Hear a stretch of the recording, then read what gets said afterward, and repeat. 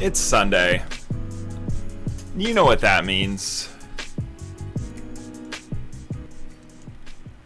With some very chill beats in the background, I'm Alex Jonathan Brown, and this is Not Bestseller. If you're new, every Sunday, 8 Eastern, 5 Pacific, right here at twitch.tv/notbestseller. We get together, checking my frame rate, we get together and are basically chill. That's the plan. Normally it's the whole plan, but we did a little table setting recently. So, it's kind of a weird time, right? We got a pandemic. But maybe we're in the closing sections of that pandemic.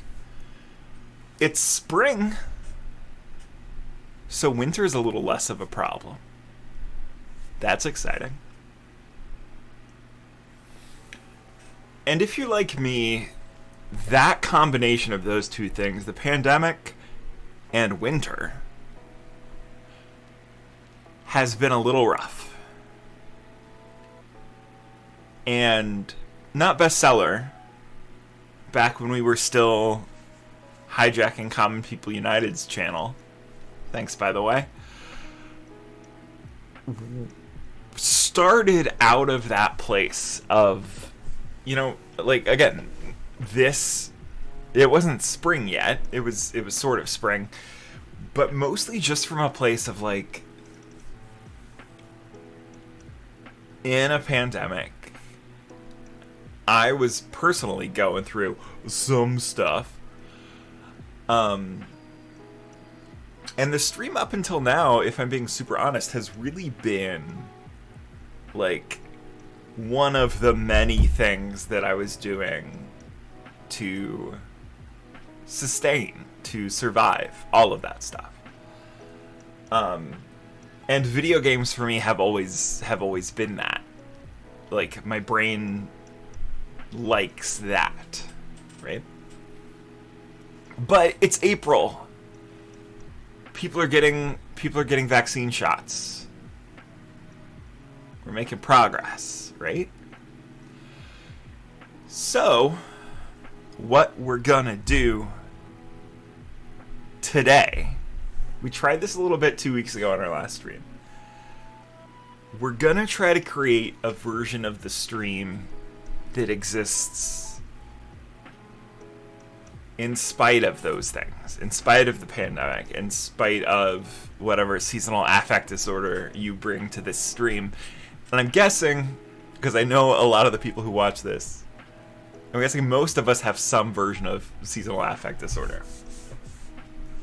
So what we're doing today, so we're going to take the survey results from before, last week, when we didn't stream, and we're going to start turning those into a zine. It's going to be a project that lasts all month, the last Saturday of the month, not the last Sunday. I think that's right. A Saturday in the month. We're doing a midday launch party for the zine that we're going to start making now. So we've got work to do between now and then. It's not bestseller. A new start, a new beginning. And that starts right now. If you are alone tonight, you can come with us. If you don't have friends or family or people that you trust, we will be your confidants, your sisters and your brothers. You ready? 1, 2, 3, 4. We don't have much, but we got each other. We don't have much, but we got each other.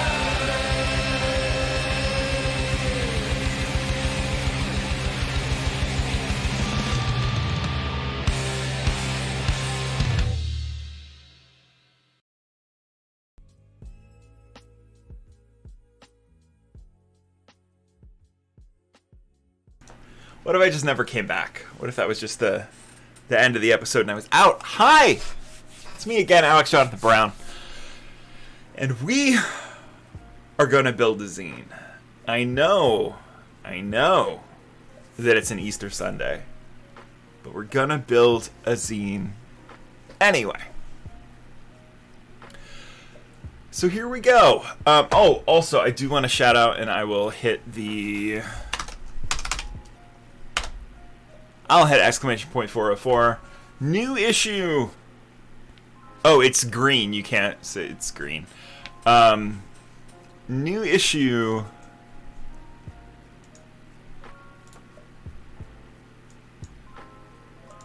There you go. A new issue of 404 magazine available now at 404.computer. I highly recommend it. Co-sign everything that our good friend Uncle Robot does. That's available at 404.computer. Turn that back on. But let's go. Let's make a thing. So, a couple of weeks ago, we did a survey. Had good response from the community. Thank you all, everybody who took the time to respond. But a survey is not a survey if you don't do reporting. A survey is not a survey without some results. And to get results from a survey, especially a quantitative survey, it took me a second. I was not great in grad school at my stats course. To get some results from a survey, though, the first thing we have to do is take a look at the numbers.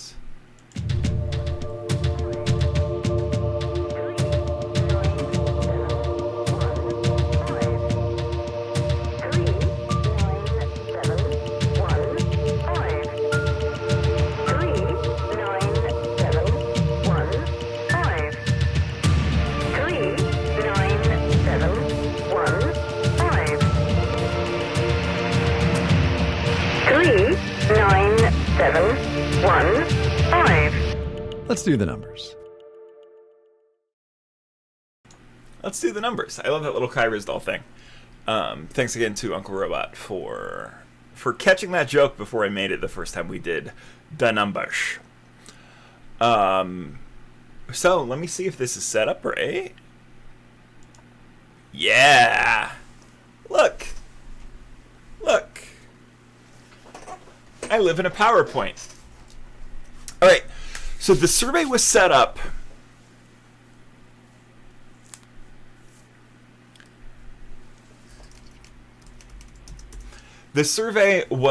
in it as a story. If you weren't the one who, or if you weren't one of the ones, there were more than one, shockingly. If you weren't one of the ones who took it, basically it was kind of a choose your own adventure, kind of a text-based adventure thing. And the very first question on that, you were given a choice. You could either go underneath a very boring bar and start your adventure there, or you could go home, get in bed, and watch Mom on CBS starring Allison Janney. Our first number, 10% of the people who took the survey chose to go back home, get in bed, and watch an episode of Mom on CBS. If you chose that option, that was the end of your survey. 10% of people that was it, they were done. If you got further, though, you had a choice between one of three categories. And you're supposed to pick the one that you were most interested in. Those categories were animals, food, and culture. Three very broad categories by design. The most popular one, perhaps a surprise, perhaps not, perhaps I should have expected this. 66% chose a zine about culture. 33% chose a zine about food. And I don't know if you're a math whiz or not, but that's basically everyone. And due to rounding rules, that means 0% chose a zine about animals. So if you went through the survey, you got all of the questions eventually. But for the purposes of today and for the numbers, we're not going to talk about the animal stuff. Again, thank you everyone who took the time. But no one cared about the animals. Hey, Uncle Robot, what's up? So first, we're going to look at we're going to do this in, announcing winners is always tricky because, what do you do with second place? Because if you announce second place first, then everybody who's excited about first place checks out. So, but if you announce first place first and hold off on second, which I call the America's Funniest Home Videos method, then you don't get to say the name of someone who won second place. All of that to say, we're going to start with the second place zine choice first. We're going to look at the numbers on food. The numbers on food. So all of these questions were on basically the methodology was a Likert scale, which is that kind of 1 to 5 ranking where you pick where you fall on that scale. For this survey, that was between 5, which was a strong agree, and 1, which was a strong disagree. So as we look at these numbers, they're going to be like, somewhere on that scale of 1 to 5. And we're just trying to get an overall sense of the vibes of the community, if you will. So let's just look at the first food question as an example. I enjoy learning about food even if I can't taste it. So that averaged out to be a 4.14 on that 1 to 5 scale.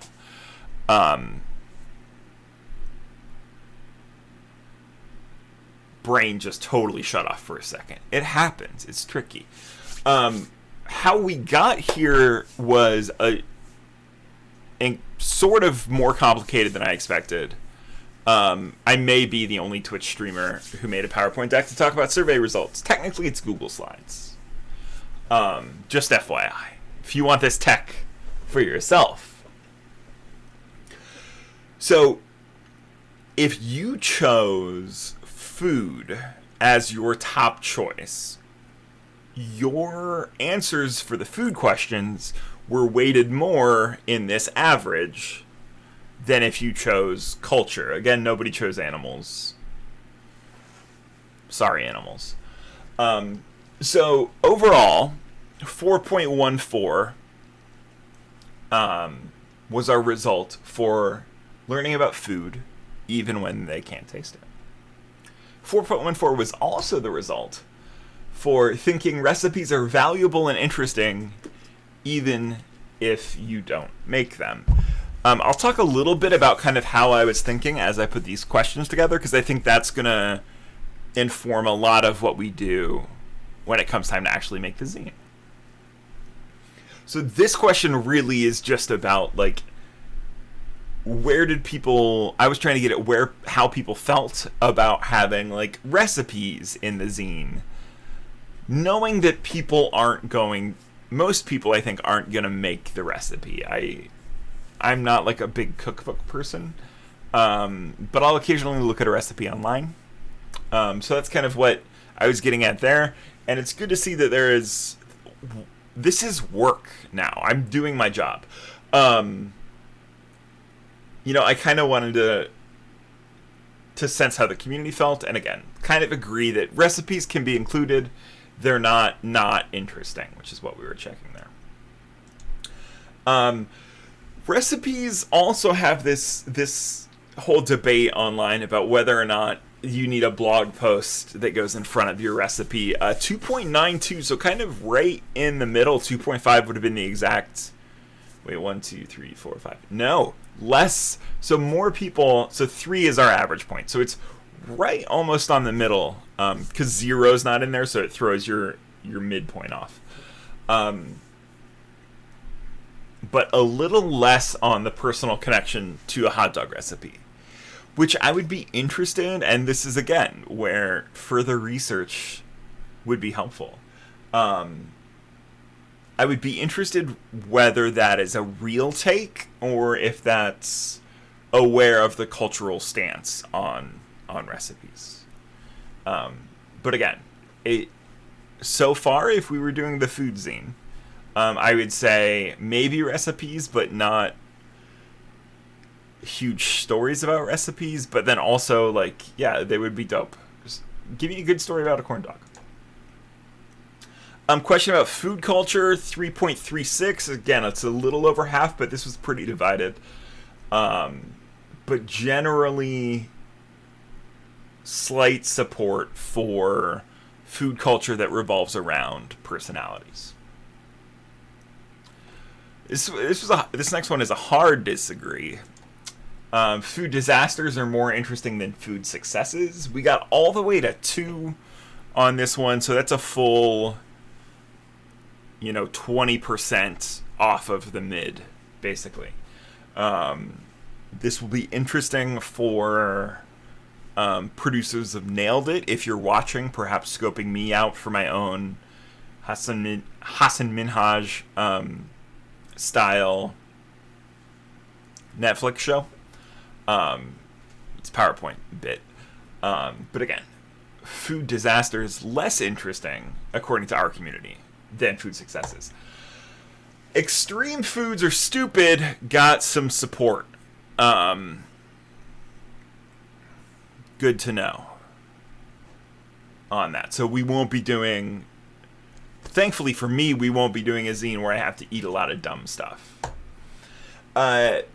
Culture surrounding food and eating is more interesting than the food itself. 3.5. Again, found for a friend, it was a hard 5 on this one. Or, okay, spicy food, yep.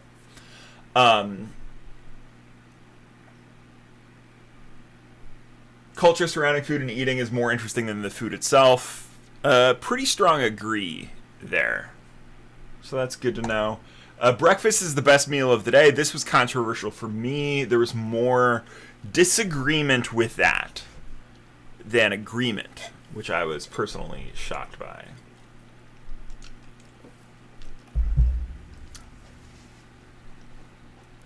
And then the final food question, the end of our food questions.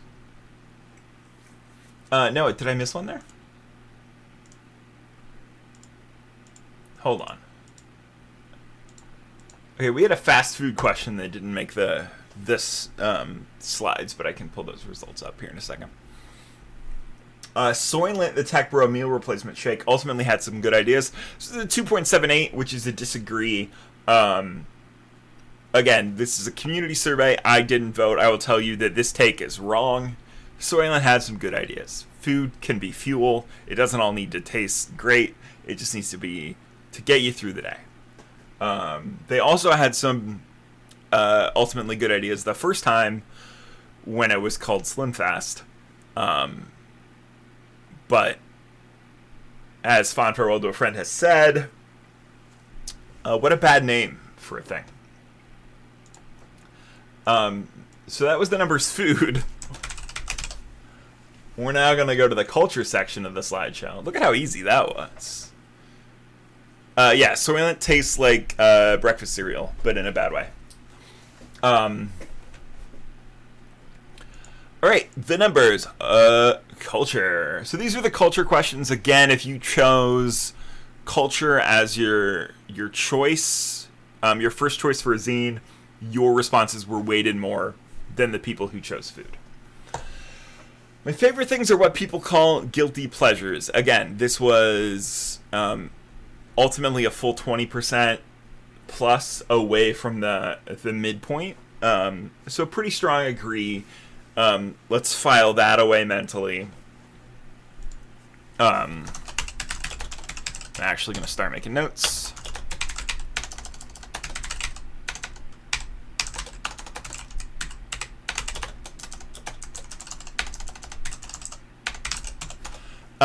So yeah, most people, I think it's easy to like guilty pleasures. Personally, I'm against the idea of guilty pleasures at this point. You like what you like, and you should own that. 3.13, so just a hair above. I don't have an opinion on this. I prefer a deep dive on one specific thing as opposed to a wider look at a bigger topic. I did not say that. We're just going off percentages. But we were in two figures, we'll say. For this and for the purposes of what we're doing, I can basically ignore this. That's right in the middle for me. If there was going to be one strong preference either way, I thought maybe we could move the zine in that direction. But no, I think that's fine. Basically, to me, that means it was a bad question and that I didn't need, but that's me being self-critical. 4.9, so that's a strong agree on learning about viewpoints I totally disagree with is a valuable use of my time. I will say this was a little more divided. It was like 4s, 5s, and then some 1s. So we'll add a note on that.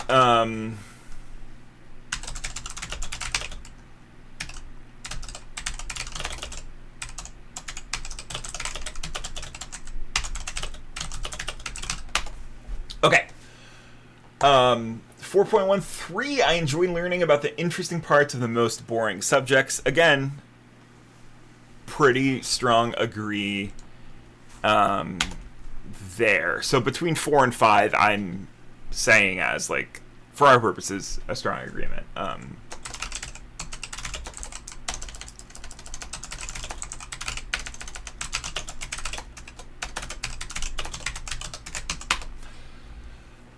Let's move on. 3.45. So, again, we're halfway between 3 and 4, roughly. Examining culture from the past is more interesting than looking at present-day culture. Again, that's strong enough that I'll add it as an agree.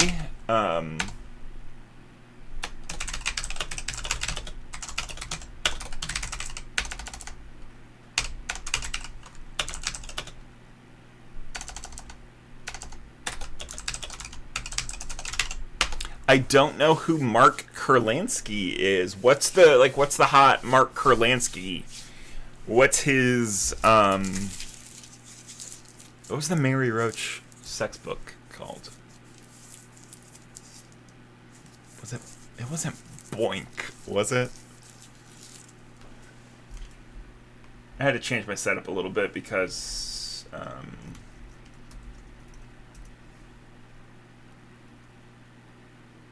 Bonk. I was so close.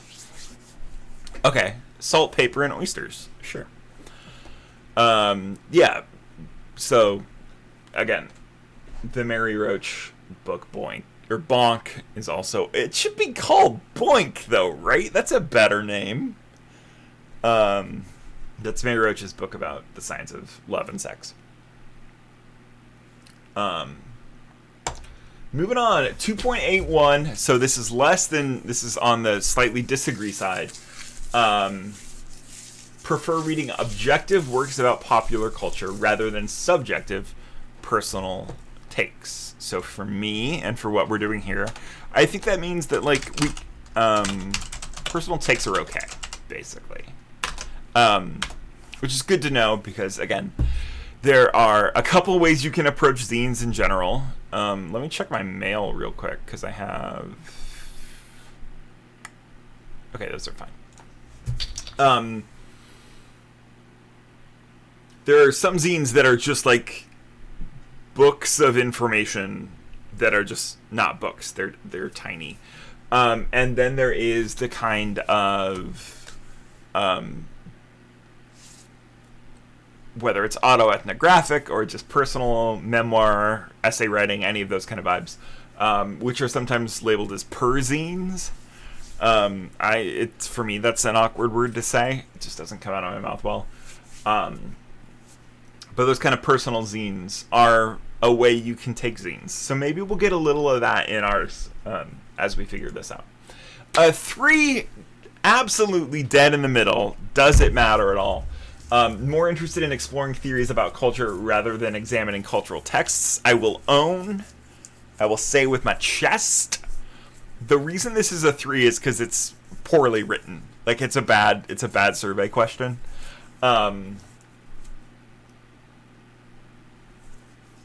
But I like the idea. I just think I didn't do it well. The question that I was really getting at is it more interesting if we do a zine that, like, takes a stance and says, like, here's why we think this thing is the way it is? Or is it more interesting to take something like the new Tom and Jerry movie and break that apart? Again, bad survey question. We'll just move on. 3.81. No, I knew it was going to happen at some point, and there it is. Give me a second and I will figure out what this question actually is.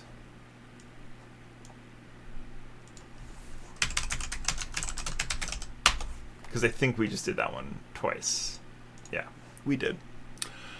So let me get into my results here.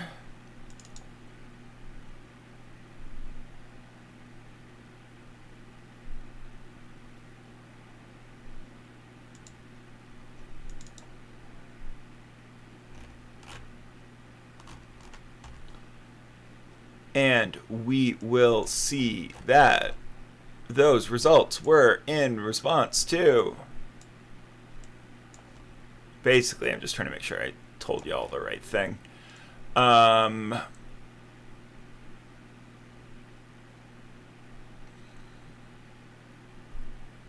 Food. Okay. So that would have been... There we go. So let's just do that, and then we can just do this. There we go. Sports are an inherent part of any country's cultural experience. A thing I very much agree with. And I'm glad to see the community agrees too.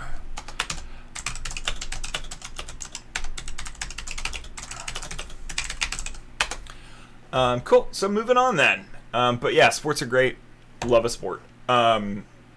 This one did less than I thought it would. But pop culture from other countries is inherently more interesting to me than American culture.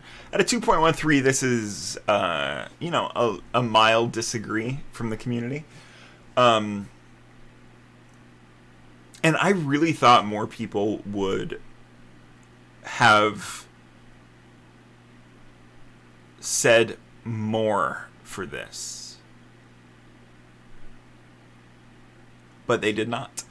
I don't know. I grew up, especially like in college, like I was a person and was surrounded by people who really liked like British stuff, and I still listen. I'll watch a Crystal Maze any day of the week.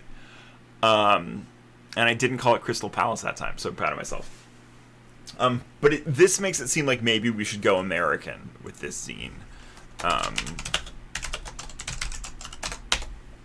Okay, moving on. Well, now this can't be right. Yikes. I'm so glad I just have this up now.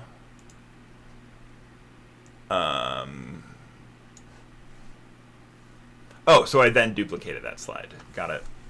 Deleted. And then the last question. The best art is made by individuals rather than collaboration. To me, that was really a question about kind of art, auteur theory. Another one of those words that I have a hard time saying. But the idea that like great people create great art, and that the more cooks you have in the proverbial kitchen, the more it gets watered down. Community said, nah, don't really agree with that so much. Collaboration is great. So we will add that to our list as well. Ladies and gentlemen. Oh, y'all can't hear my cool jams that I've been listening to, can you? Cool jams are back. Collaboration does make art bad. That's my stance, Uncle Robot. I think... I mean, that's not always true, but I think having a lot of people working on a thing is helpful, but having like one person driving vision usually makes it better for everybody. But ladies and gentlemen, that was the numbers.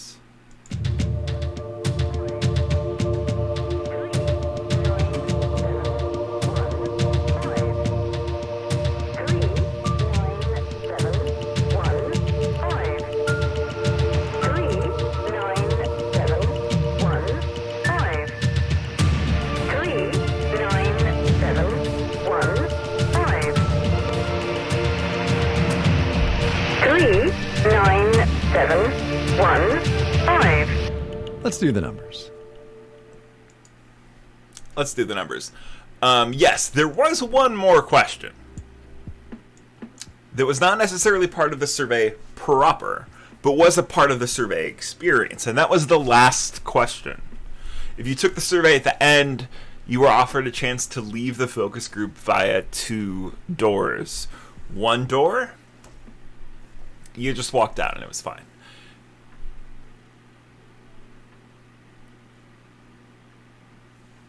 There's a very interesting conversation happening in the chat right now. Oh, you can see it. It's right over here. Right over here. So one door you left and it was fine. The other door you left, your responses were recorded twice, and someone else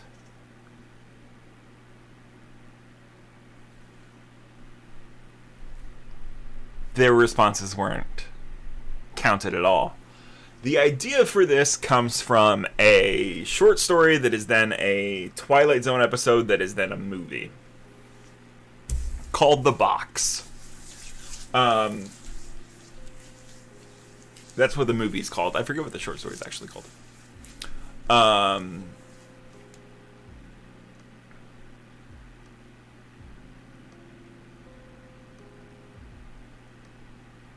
I want to jump in on this conversation in the chat so bad, but I'll let it continue. Initially, I thought that no one would take the right door. Because, like, community, collaborative. And then I was like, oh, maybe everyone will take it. Because it's a video game stream, it's fun, we're just, like, riffing. Like, that's, to me, that's the fun choice, I think.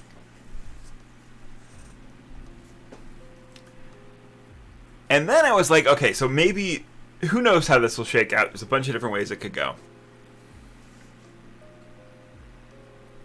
Never read a good book written by more than one person, Obama Robot Voice? You're gonna say that on Easter Sunday? What about the good book? Huh?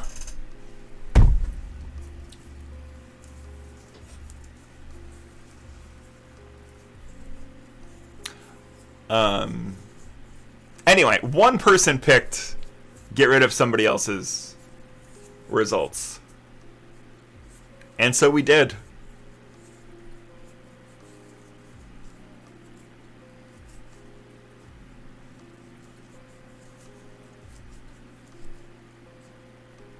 So these community results are a little thrown around. So we're going to make a zine. If you missed it earlier, this is what we're doing in April. We're going to start today. We took that survey. We're going to use those. Again, culture won, so it's going to be some zine about culture. If you voted for food, thank you. And your culture answers folded into this as well. If you chose animals, you don't exist. I officially don't know, and part of the deal was that they would not be outed. So if you're hanging out in chat,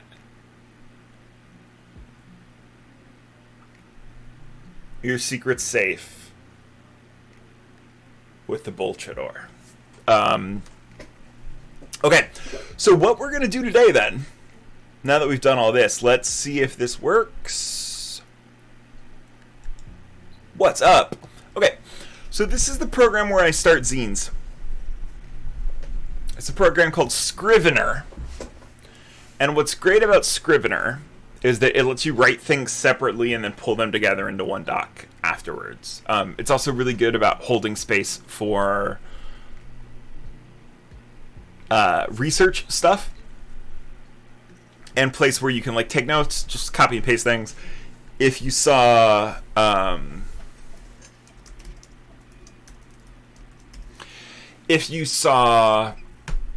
the one performance I did, This Entity is Hard to Destroy, all of that started in Scrivener. When my brain gets on a roll, this is a place where it works well. So these are kind of the takeaways from the survey. We had some good response for guilty pleasures. People thought that learning about things they disagree with is a valuable use of time. Interesting points about boring subjects. Culture from the past is slightly more interesting. That was me editorializing a little bit because that one was pretty close. Personal takes are okay. Sports are an important part of culture. Maybe keep it American. And collaboration is great. I'm going to add an asterisk to this tilde bang because I have thoughts on how that's going to affect on this. So here's the question now. Based on these ideas, based on this survey, and based on how y'all are feeling about things, what should we make a zine about in April? Again, the plan is we're going to work on this week and the next 2 weeks, and then we're going to have a special Saturday zine launch party when we ship the thing to the printers. More on that next week. But let's talk. I've got windows open. We can riff. But let me know if you have any ideas. And I finally figured out how to get it so you can see me type as I type. And if you need me to make it bigger, I can do that too. Also, I might change the font because... There we go. I'm going to switch. I like Courier New for this, but I'm going to switch out of it into something just a little easier to read. Okay. So let's just start from the top, I think. So we've got guilty pleasures. Oh.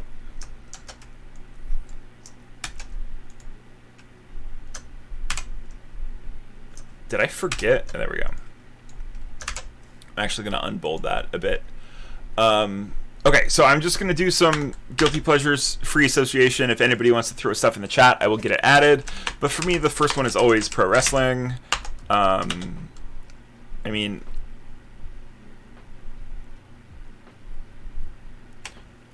we've got... Okay, let me add that down here, Uncle Robot, because I just don't want to forget it, but we'll come back to it later.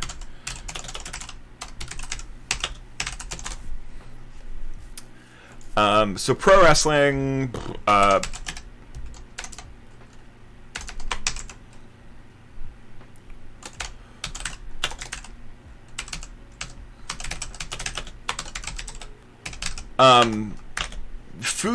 food lost. So MTV's The Challenge. So food might come up, but we want to keep it. So again, that Oreo one is a great option. K-Sec, hi.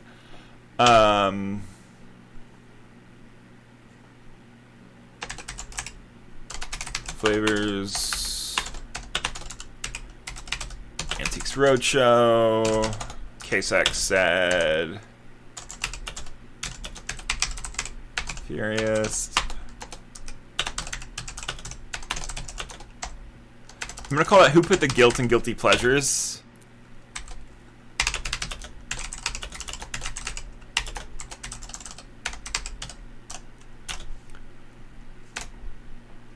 Here, let me do one more thing real quick. Let's pause this for a second.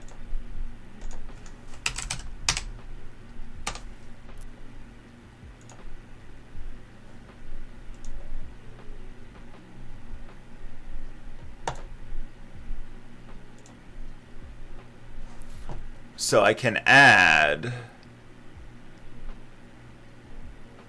through the magic of the internet, and Hoosier in Texas, I did see your suggestion. I will grab it here in a second. We're doing it live, which is never my favorite thing to do.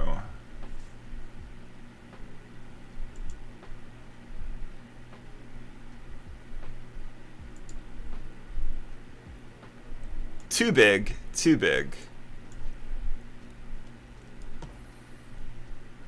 Okay, so we're going to do it for 5 minutes here.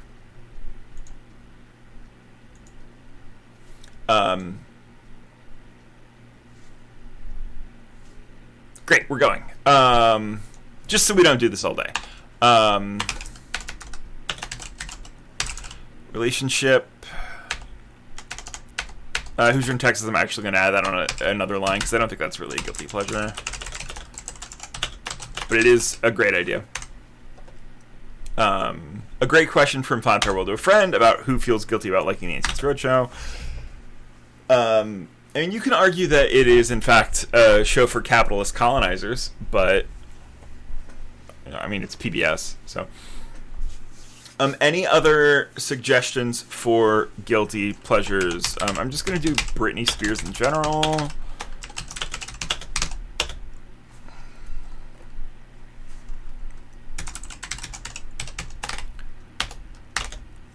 Other guilty pleasures.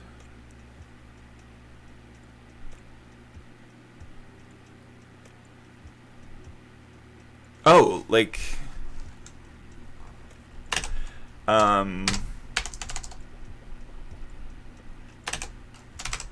fair food? You know, just like, maybe just state fairs in general.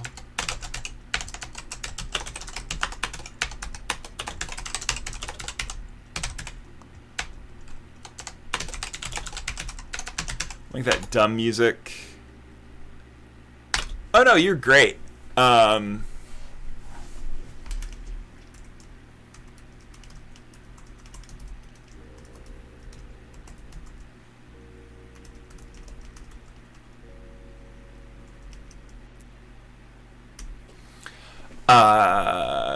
Reality cooking shows is perfect.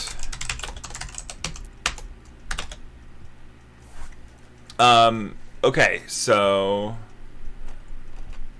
if we're good with guilty pleasures, we don't have to sit here for another 2 minutes and 52 seconds. Oh,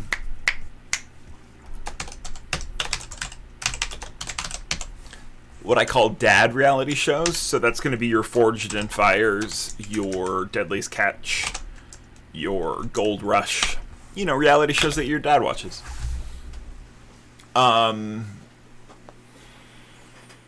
What's another, like, let's think a little bit outside of this box, though. So what's another thing you feel guilty about liking? Or what are the things that you like that society says are dumb? Society. I mean, for me, like, it's video games, for sure. Petty internet drama.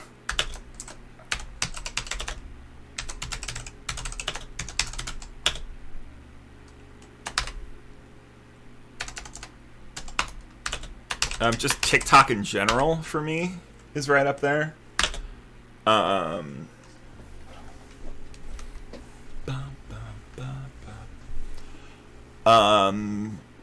Again, this is also like your problematic fave section. So, AKA your problematic fave.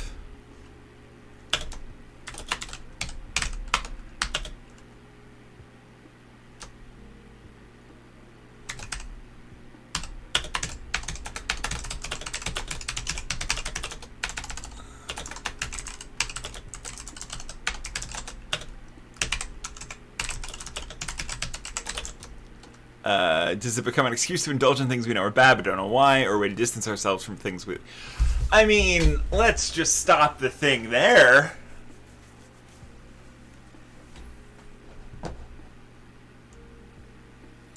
I forgot. It's the future. Magically from the chat.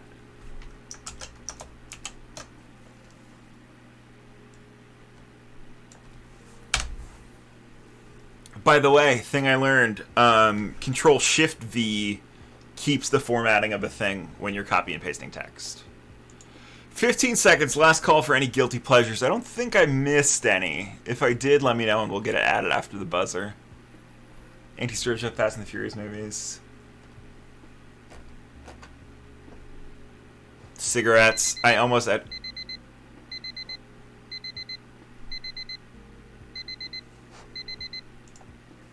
That was fun. It buzzed. I don't know why we're showing that, though. Stop. And American sports. I think American sports is also... Man, I hate saying this for many reasons. But baseball kind of slaps.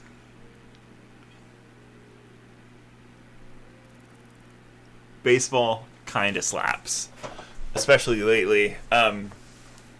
Soap operas. There's Katie. It's after the buzzer, but we will get it in there.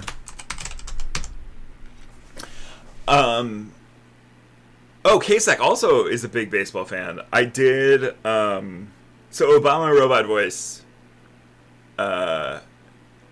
hit me on my cell and told me about the White Sox player who was 8 for 8 on his first 8 at bats. And so I was like, yeah, I'll tune in and watch that. We'll see how that is. And then he got out on his next one. Ask Katie is reading a book. I am also not someone who should watch a sporting event for a team you care about, because I am bad luck. I'm the bad luck Bears. All right, so that's a really good list of guilty pleasure stuff. I feel good about that. We'll come back to all these later. Now we're just doing ideas. Learning about viewpoints I disagree with is a valuable use of time. We're going to make this one shorter because the devil doesn't need an advocate.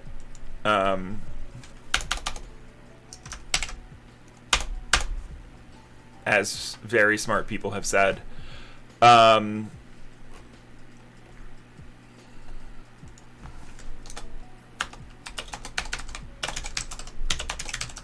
Also cream cheese.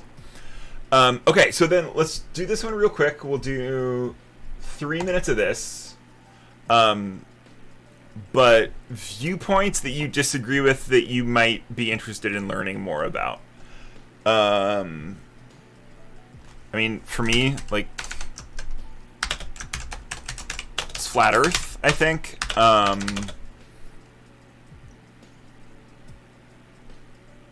This is tricky because this is similarly related to guilty pleasures, this part of this exercise. But it's like, what are things you disagree with that you don't think are abhorrent, right? Like, I'm not going to do a zine on TERFs. So, this one's definitely a little trickier.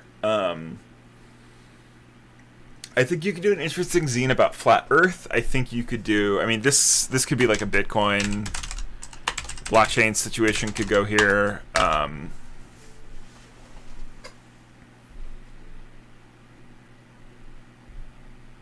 Oh.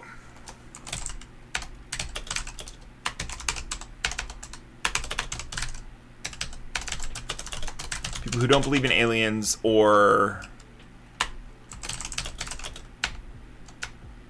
I'll just throw the alien question in here. Because I think we could do something... one of the things that Pi Comma Brown did when we were doing 260 was our split 7-inch issue, where we just took two sides of the same issue and then set it up. So again, this is what your zine looks like on Chroma Key, Uncle Robot. But from one side, it was one part of it, and then if you opened it from this side, it was upside down. So you read it right side up. And a split between the two. Any other... Well, we got a minute left. Any other viewpoints that might be interesting to think about? I like all three of these. I think these are three really strong options. Two of them I came up with. But,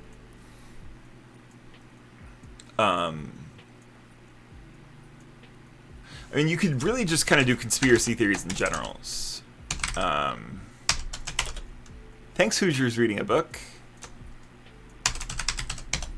No, Hoosier in Texas. Not Hoosiers reading a book is not a person. That's two people combined having brunch. Ghosts. A great suggestion from Kasek. And again, this is kind of... Ooh, but what about, like, specifically Bigfoot? So we've got paranormal in here, too. So that's going to go off, and then we are just going to hit back, and then it's going to stop going off.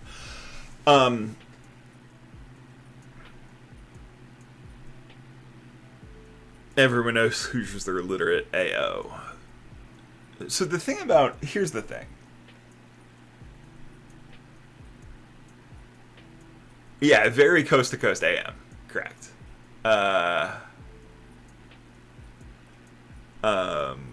Hoosier is a slur in some states. It's a low-grade slur. But, like, if somebody from Missouri calls you a Hoosier, that is not a nice thing to call someone. Okay, so that's helpful. Let's brainstorm this next one.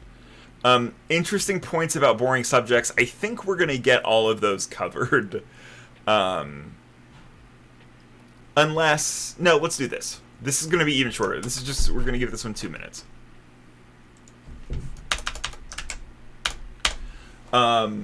But this is just free association lists some boring things. For 2 minutes. So, like, styrofoam. What's the deal with styrofoam? That makes me wonder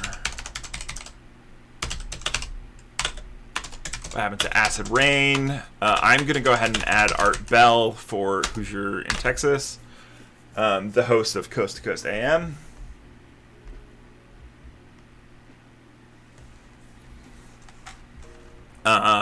What else is boring? Stonks.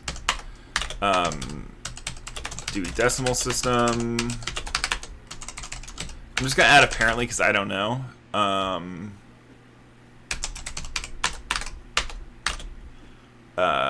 Rules of evidence.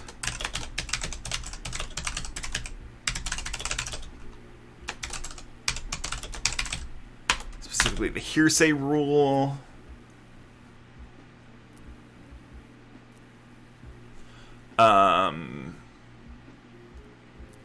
Okay, a second vote for Dewey Decimal System. We'll give that an asterisk, I guess. That's how we'll handle second votes.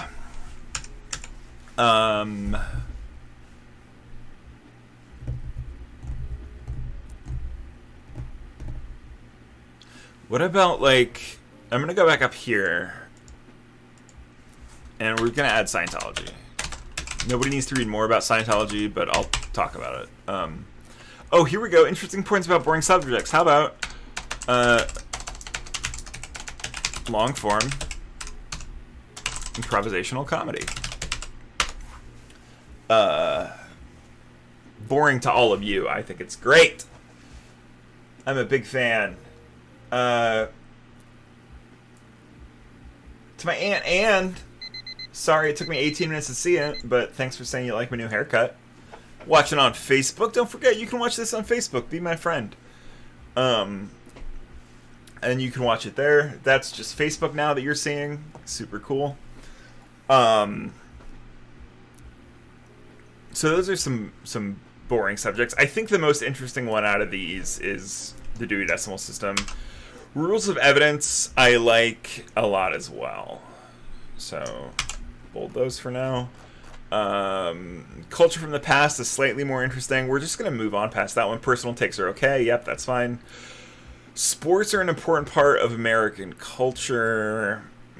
Yeah, let's play this with this one because this is our last real. The last one we can really brainstorm here. Especially KSEC if you're still hanging out in the chat. I know this is right in your wheelhouse. All right, so let's get to it. Just sports topics that might be interesting. I could talk about cricket all day. Let's do paid drivers in Formula One. That's a thing I think is interesting.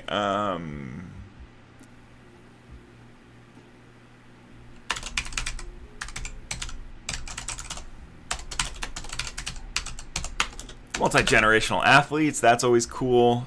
Big fan of stories like that. Again, if you're just joining us, feel free to chime in chat, whether you've been here before or not. We're just trying to do this as collaboratively as possible. Fantasy sports is an interesting thing.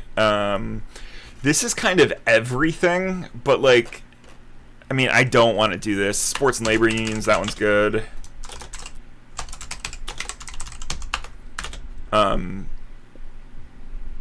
Bizarre off-season baseball stories.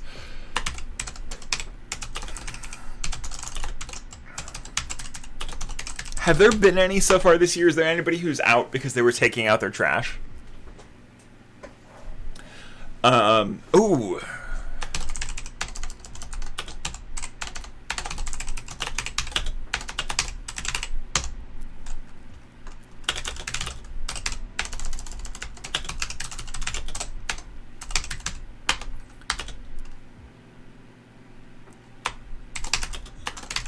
pro athlete side hustles. Racism built into American football is interesting. Tell me a little more about what you're thinking about that, if you don't mind. All right. Bye, Hoosier in Texas. Say hi to the fam.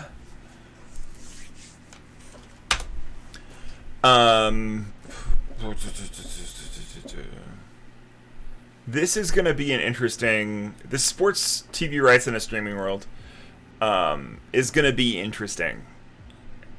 What happens with that? The NBA is looking at making some moves that would seriously change how sports works in this country. Paid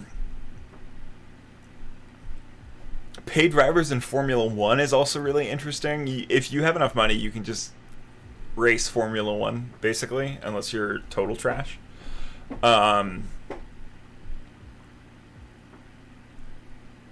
Any other American sporting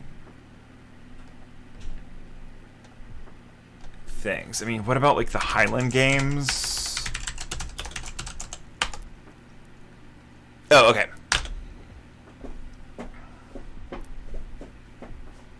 I have not read Mediocre yet. Shout out to the whole Mediocre book family, though. There's so many people doing so much good work right now. Anything else? Sports. Let me look around my... Oh, yo. Can't believe it took this long to come up. My favorite topic in the world. Bracket theories. By the way, if there are ideas in here that don't get used on this one, we might just bring them back if we do one of these again. Yes, Colin Kaepernick's treatment, obviously. I thought you meant like some... Because you could argue that like sports in general has a really racist undertone. Again, things like there are still people called owners. But yes, so those specifics are super helpful for this. But no, I love talking about brackets more than legitimately anything in the world. This one's not really a sport. I just want to write it down. But New Japan Pro Wrestling's G1 Climax structure. Again, that's for me and the wrestleheads out there. Yeah.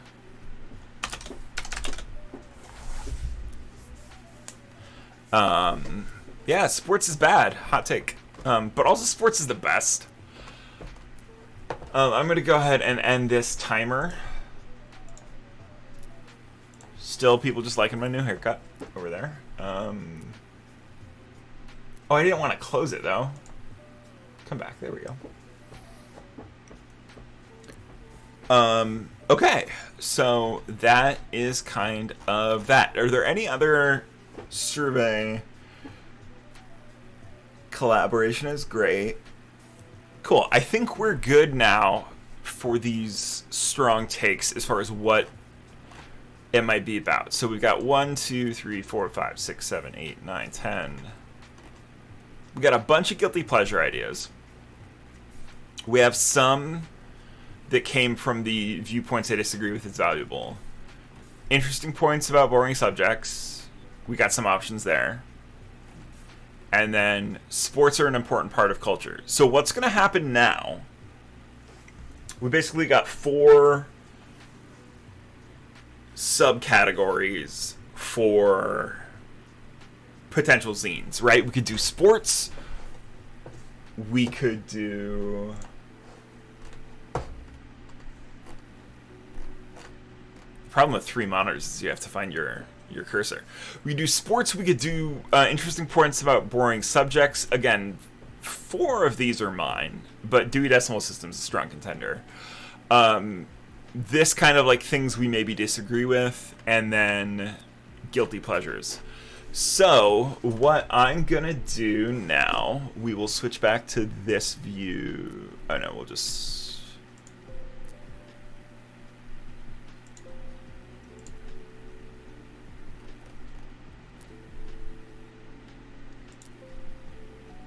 Okay, did it right. Yay. So I'm going to throw a quick poll up. Be thinking about which of those 4 you would be most interested in. Calm down. The Walking Dead universe.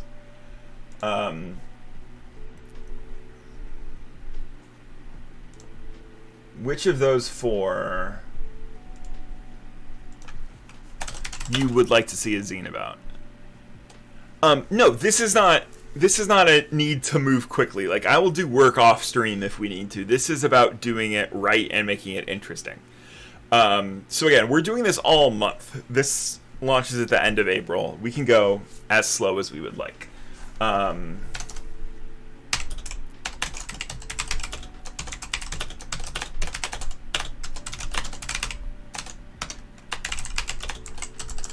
So excuse me while I type. What did we say those 4 were?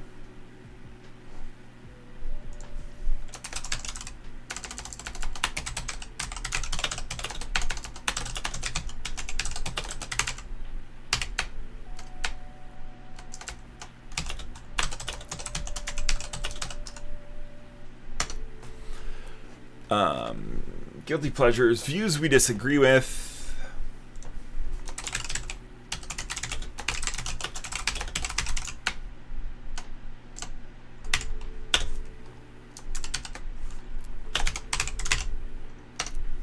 And then sports. All right, you should see a poll pop up shortly. We're gonna let that poll run for 5 minutes while we just chill. Guilty pleasures does seem like y'all right now are politicking amongst yourselves. I'm not voting, and we're going with what the vote says.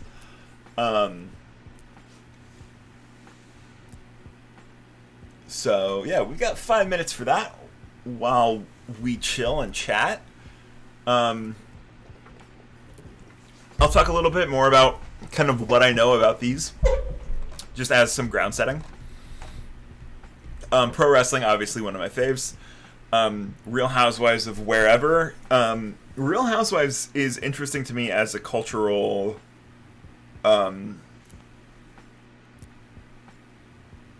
phenomenon, we'll say. But it is also one of those shows similar to, these two are really in a similar category for me of really long running reality shows. I don't know if the last time that if you're not a person who's watched those since like 2003 or 2008, the format has changed so much in reality TV, where now shows are much more likely to acknowledge the fact that they're a show. Oreo flavors, it's been a bonkers 2 years for Oreo flavors. Antiques Roadshow to me is one of the most interesting pieces of culture. Period.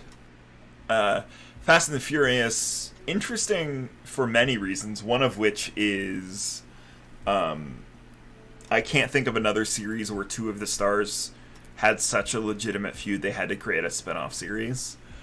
Hoop at the Guilt and Guilty Pleasures. This is our Obama robot voice suggestion, and I think it's very, very strong. This is the one that if I was doing, like... I think this is our strongest... I mean, it's not shocking that a doctoral candidate's the one who came up with these, but these two are really our big, like, let's write a heady zines, and the rest are less so. Again, a lot of these are just... like, this suggestion or this stretch where I put the suggestions are really just like, these are things that exist. Soap operas are especially interesting, again, from like a TV business standpoint, because wow, what a 15 years for those shows.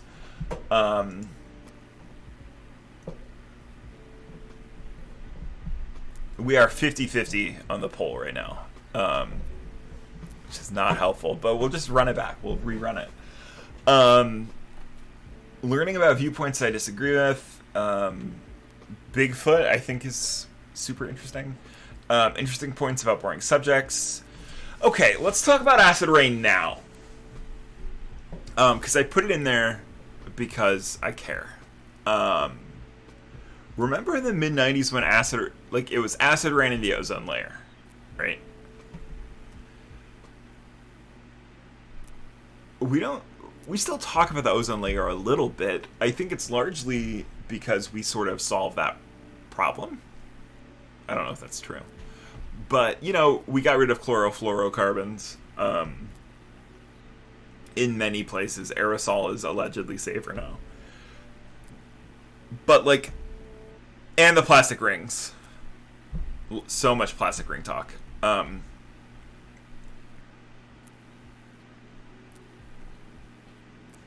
What was I saying? Oh, yeah. But, is acid rain still a problem? Is it a thing that we need to be worried about? If it's not, who solved that problem? There's a hero in there somewhere.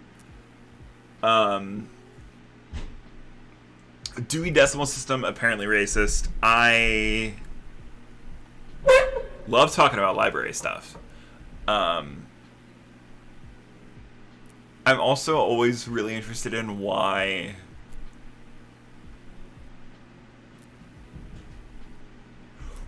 they were so insistent that we learn the Dewey Decimal System, and then all of college libraries are in the LOC system. Some thoughts about libraries for me. Rules of evidence, specifically the hearsay rule. Our lawyer left the chat, so... and we have crowned a winner. I'm not sure if you can see that, but it popped up for me. Guilty Pleasures took the win with 60% of the voting. Congratulations to Guilty Pleasures. No votes for sports or views we disagree with, which, frankly, I would have seen coming. Which just means we might talk about brackets down the road. So, we honed in on Guilty Pleasures. Let's start talking about Guilty Pleasures. We have such a good list here. Really, I see there are two ways to go, and it's kind of the first question we have to answer, is do we want a zine about a specific thing? So a zine that, is info and knowledge and takes on a specific guilty pleasure? Or do we want to go the route that I know a bunch of people brought up, but again, Obama Road Voice is the one who gave us the paragraph on it, about the idea of guilty pleasures in general. So that it's a debate between a concrete zine about a thing, similar to, let's see if I have one handy. I haven't even told you.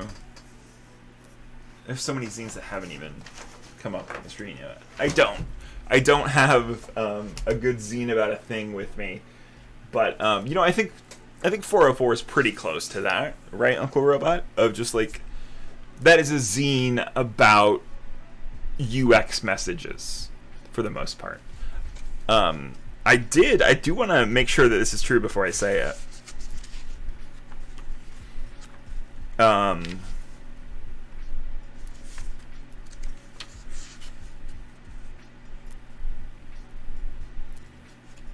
Yeah, we got the new issue of 404 that we talked about a little bit earlier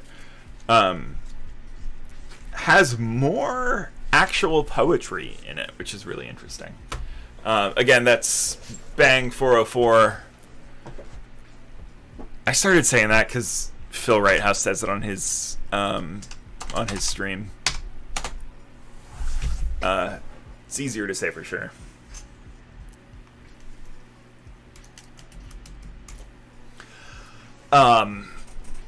So it could be a theory zine or a concrete zine. That's how we'll divide those up.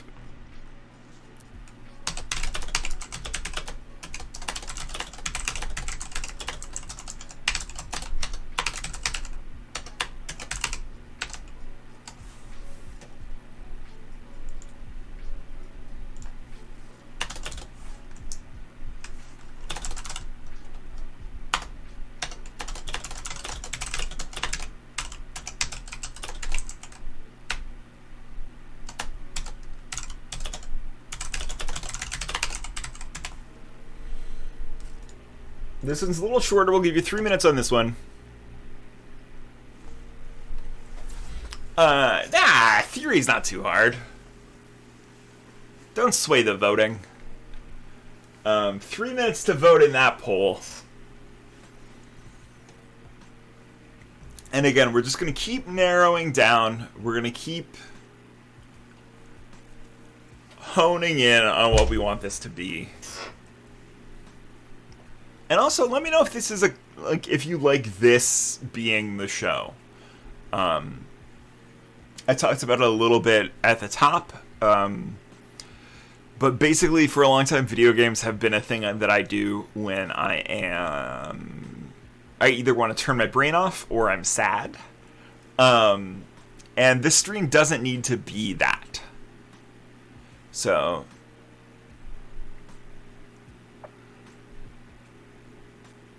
Phil Redhouse likes the idea of varying topics in a concrete way. Zine series about guilty pleasures? No, only because I'm thinking of this as a series, and so the process is what makes it the series. I don't want us to do this again. You know, if we do this again in May, I would like us to come to that as a blank slate, rather than being like, all right, we have to talk about another guilty pleasure. I could do it on YouTube, but I can also upload this to... I got you, Katie. I can also upload this to YouTube. I just like this little space. I like my little corner.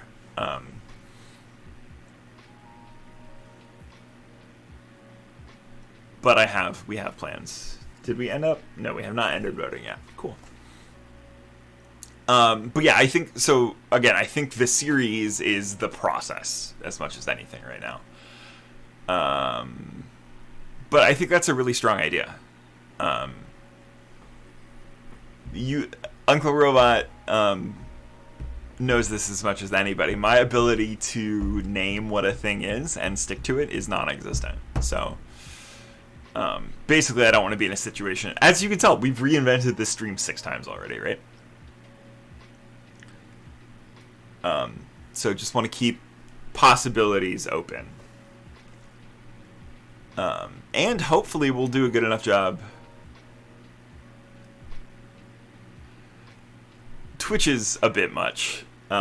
Also, to be able to do live streaming on YouTube, there's or at least there used to be a threshold you have to get first. But maybe now that's just actually do your profile. Oh! There is, it's on YouTube. We're also live on YouTube. I just don't talk about it. So Katie's reading a book. If you want the link to the YouTube, let me know and I can get it to you. A theory zine took the win. What an unexpected result. It's pretty close, 60-40, just a one vote difference. Thanks to everybody who voted. Okay. So, I think maybe this is our zine here. I think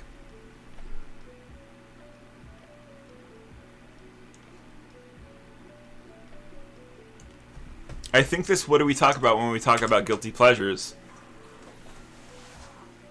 might be the way to go. With the idea... I think we can really sort of do all of these ideas, right? Not the whole list, but the idea of Uncle Robot. You said something that I really liked, and now I can't find it.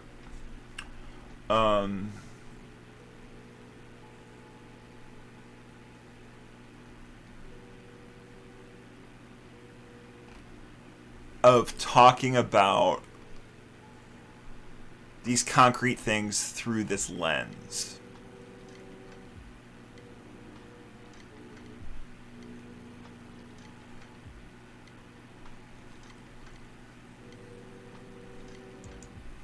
Okay, so let's play with this idea a little more now.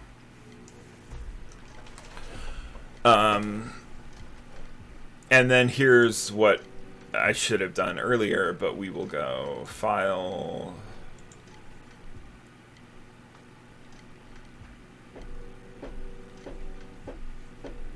Cultural gatekeeping definitely plays a... No! Wrong thing. It definitely plays a role.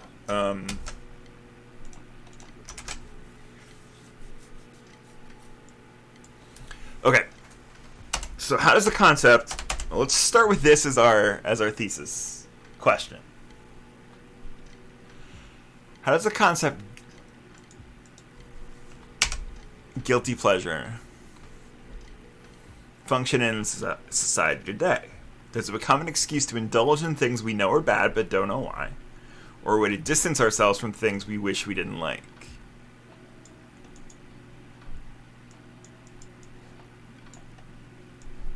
Okay.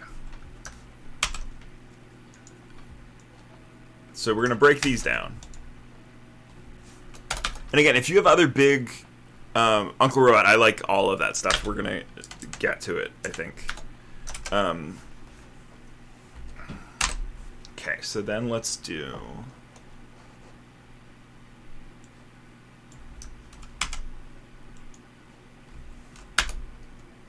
Okay, so how does the concept guilty pleasure function in society today? So what could we...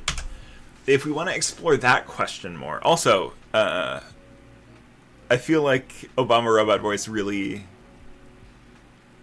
hacked it by asking a question, because it makes it easy for me to do this. Also think less guilt equals more profits. That's an interesting take. So then, the used to be 7, then it was 5, now it's probably like 2. Large multinational corporations that control... Yeah, exactly. That control the world are incentivized to get us to feel less guilty about things because they want us to watch or buy it. See, that's the galaxy brain stuff right there.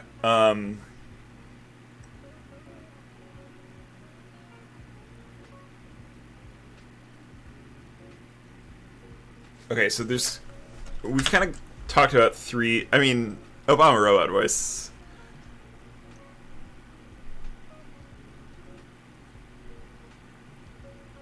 Okay, so is it an excuse to indulge in things we know are bad, but don't know why? Or a way to distance ourselves? Okay, so here we go. This is where this gets fun.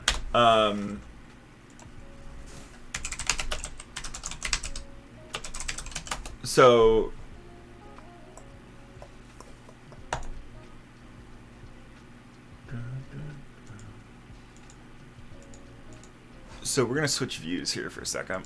Hello again. So one of the things Yes.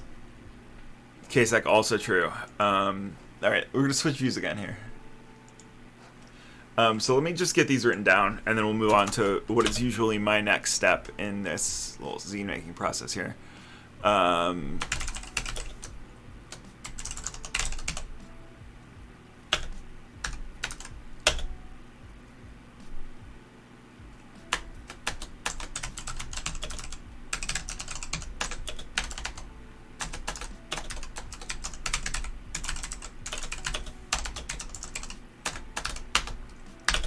Okay, Uncle Robot, let me get your stuff down.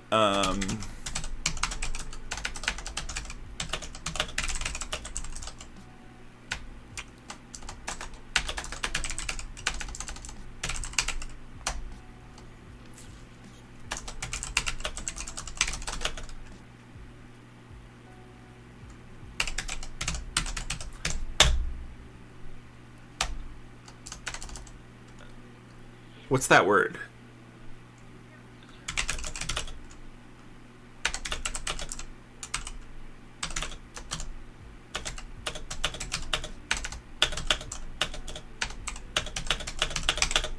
It's really hard to do that. Okay. Um,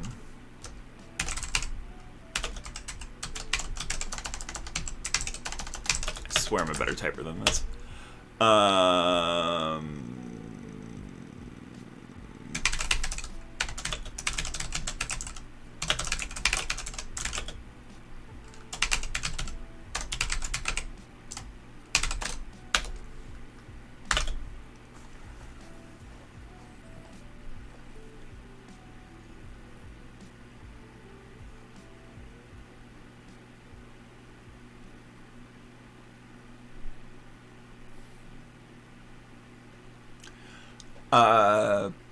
I can like cliche sports movies, but don't have to admit to fully liking them because I'm saying it's a guilty pleasure. Yeah.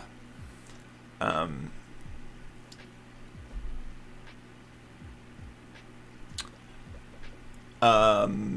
yes, Uncle Robot added the gay queer culture stuff. Yeah, I think Marvel is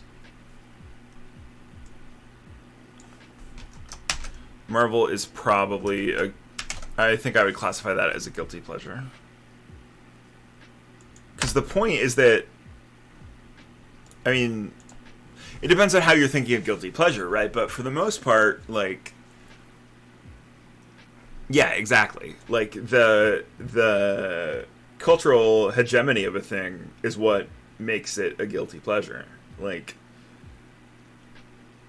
I don't know that this super obscure stuff that you like, or that anybody likes, I mean, would qualify as a guilty pleasure. I wonder if, like, being popular has to be part of it for it to be a guilty pleasure. Does that make sense?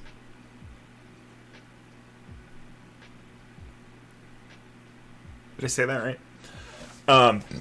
Excuse me. But, you know, like,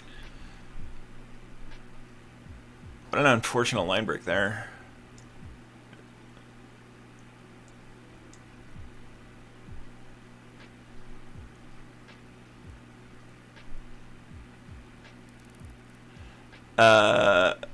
Obama Robot Voice says it has to be somewhat popular, but also in some ways seen as bad for you. Right, so it has to be, yeah, that's a great way to put it. So it has to be big enough that people know what you're talking about. Like, if I said one of my guilty pleasures...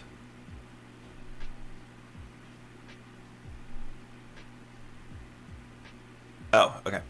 If I said, like, one of my guilty pleasures was the Streets album, My Grand Don't Come For Free, like, no one's heard of that, so I can just like that thing, right? Not that no one's heard of that. They were a very popular band for a while there. Oh, yeah. Okay, that's a great Kasek with a great point. It doesn't, you're right, it doesn't have to be popular.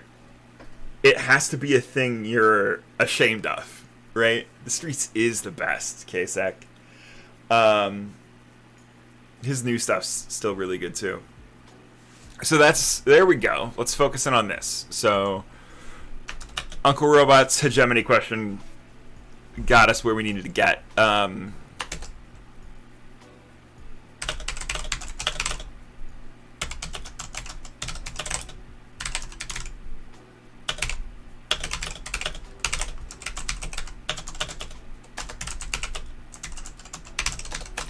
Do you have to be ashamed of liking it for it to qualify as a guilty pleasure? Yeah. Oh, that's one of the ones that I forgot to move over, right? Yeah, who put the guilt and guilty pleasures?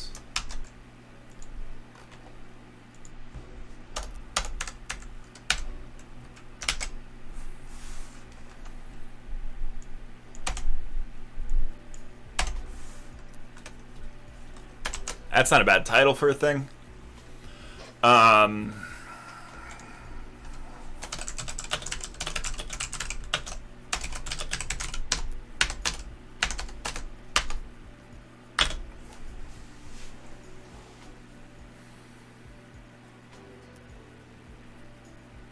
Okay, cool. So, keep throwing ideas in chat. I'm gonna,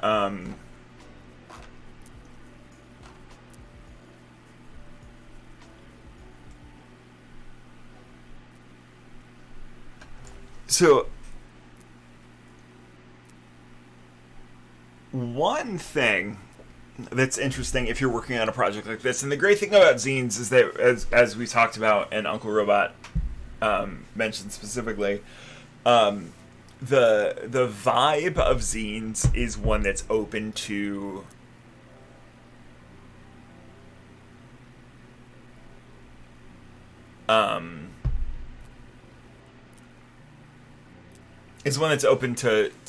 borrowing other people's work. So one of the things that I usually do is I go to like Goodreads, or I mean, frankly, I just Google quotes about whatever, guilty pleasures, right? And the great thing about Goodreads is there's no sourcing on any of their quotes. So you always have to like triple check, as with any quotes on the internet, that the thing you're about to quote is really a thing a person said.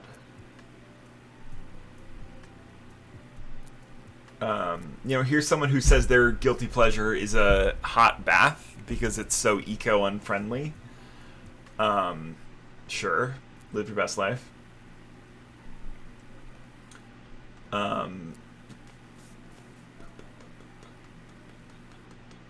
And there's some Dave Grohl quotes that I can't use because it's a family-friendly stream. But Dave Grohl doesn't believe in guilty pleasures. Okay, let's catch up on chat. So, KSX says there's two aspects: feeling guilty about liking a thing or feeling embarrassed to talk about that thing. Both great points. And then Katie is reading a book, not ashamed of liking soap operas, though she used to be, and now she just wishes society didn't crap on them. Both great points.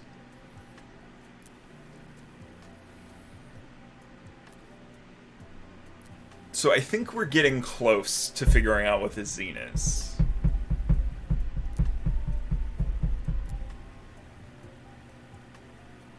How does the concept function in society today? So let's start to categorize these notes a little bit.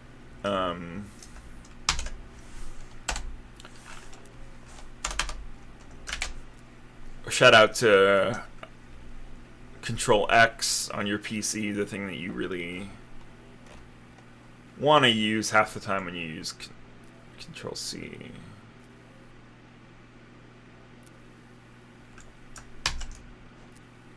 That's in the music. That's not me typing. I don't know if you could hear that.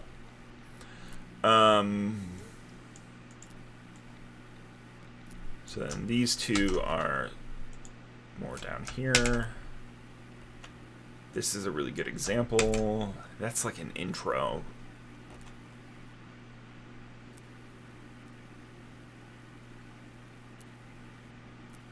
Yeah, the authenticity thing I think is super good.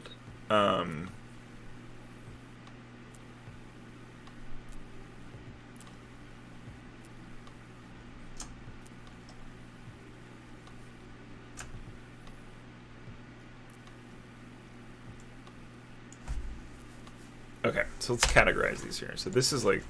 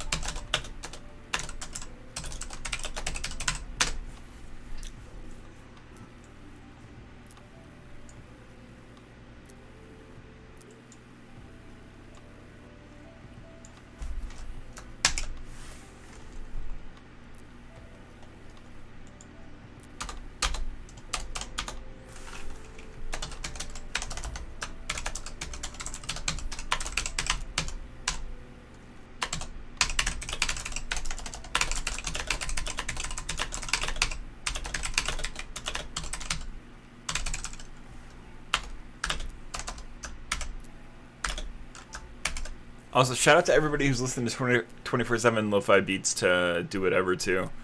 Enough that you hear the same songs multiple times. So we can get rid of that because we got that down there. So this is just kind of like taking those ideas we had. I'm going to steal this too.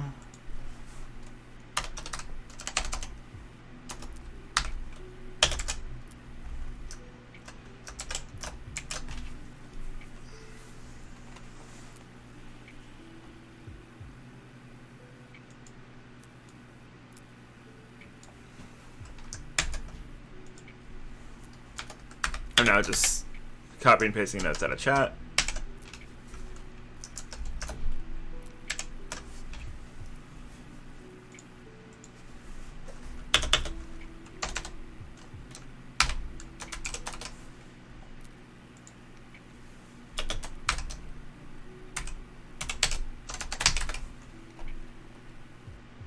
Oh, I did the same thing. Uncle Robot. That's confusing. Because we have orb warning also.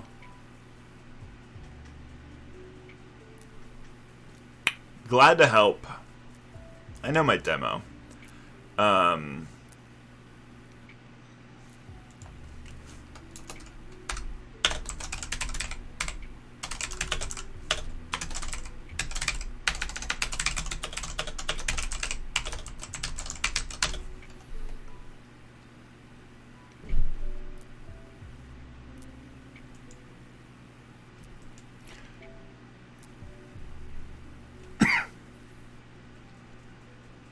Oh, you're right, you're right. Orb and Orv, two best friends. Okay.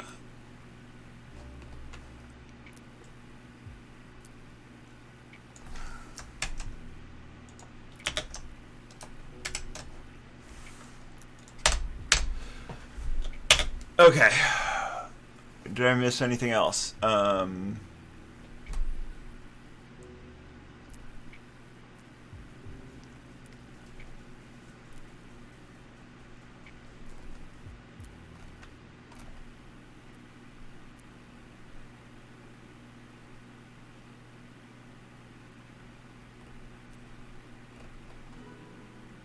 So I think there's something here, right?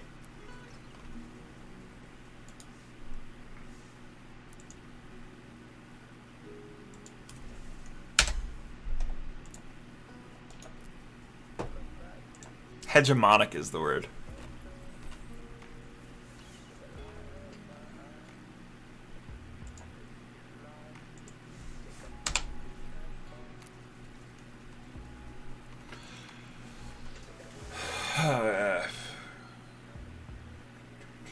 Okay, so we've got an outline here for what could be a zine, right? I'm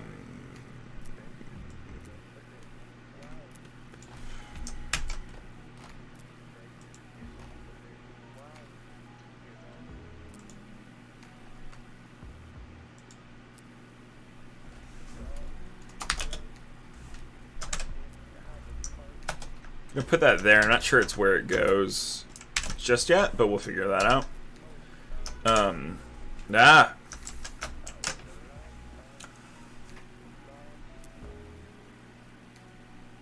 Ironically liking something bad, which is definitely pleasurable.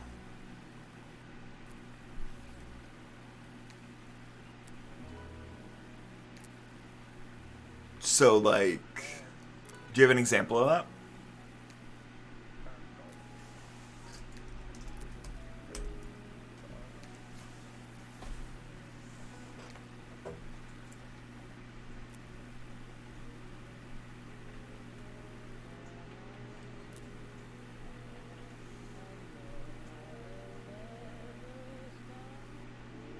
Oh, sure. So that, like...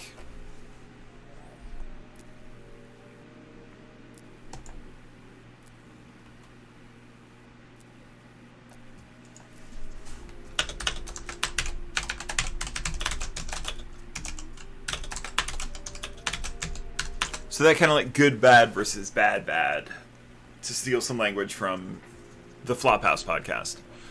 The idea of like, when do things become so bad that they're good, and is that a real thing?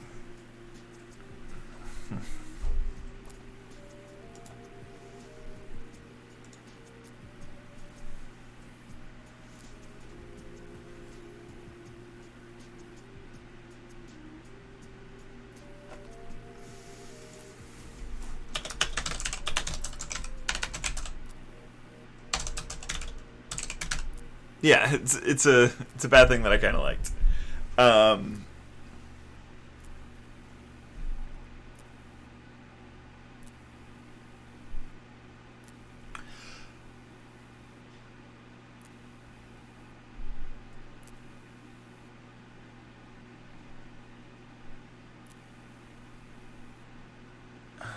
Okay, yo.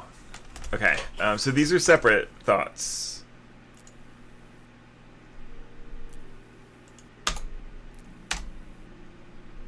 I think, and I want to make sure that we give space for the second one.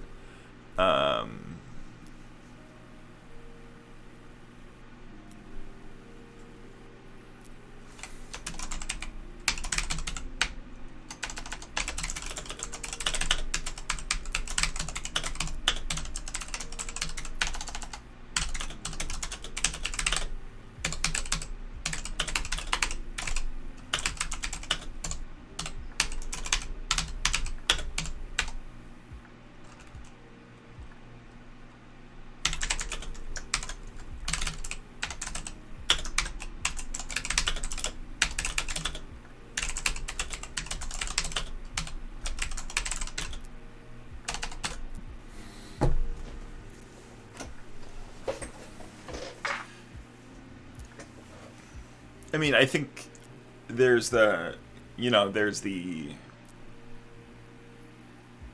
It depends which way you mean ironic. I think...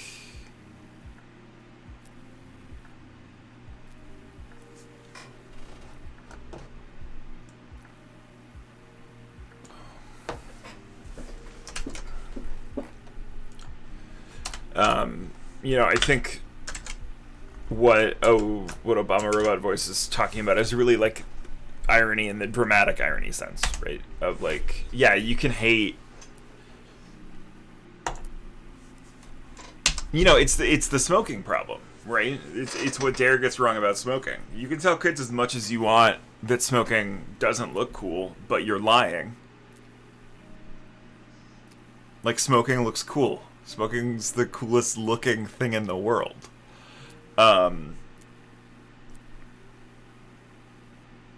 Yes, exactly like rain on your wedding day.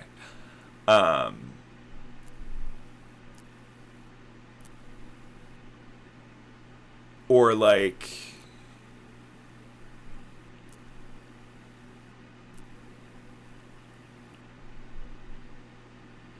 Don't get me started on St. Vincent. Pick another example.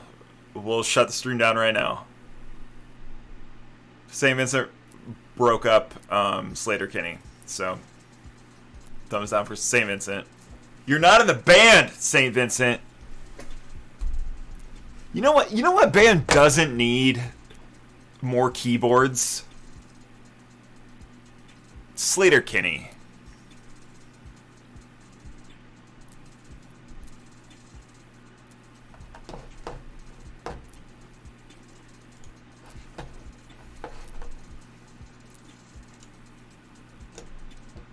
Nope, don't do that. Undo. Thank you.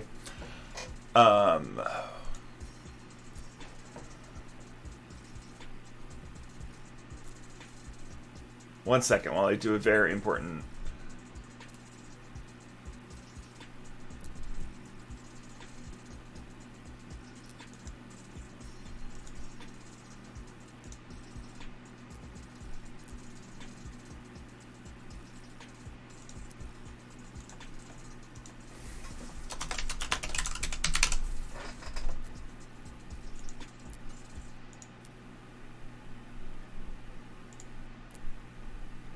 Well, I do some very important moderation work here.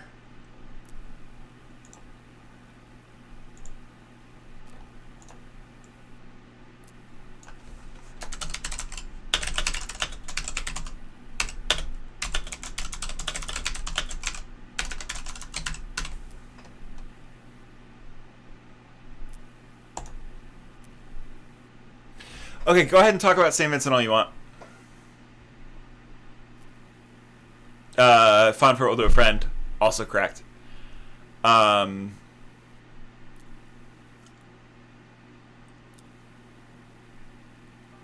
go ahead and talk about... Y'all go ahead. Talk about St. Vincent. Love it.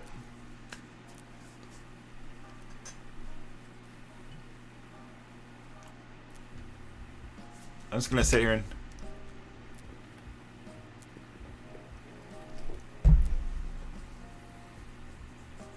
So also, here's... Okay, Obama Robot Voice. Along those lines. The concept of selling out does not exist anymore. Which, when I was in high school, was the only thing people talked about. But, like...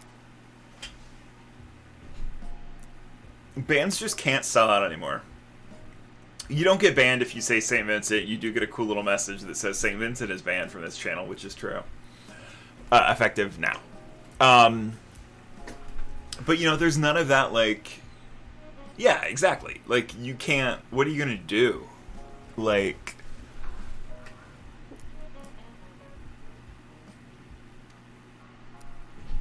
By people, you mean you, right, Uncle Robot?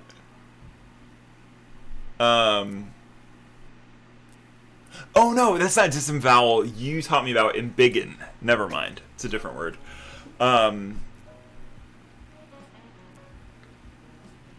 But yeah, I like that little disembowel bit. That's the same as... That's the same as...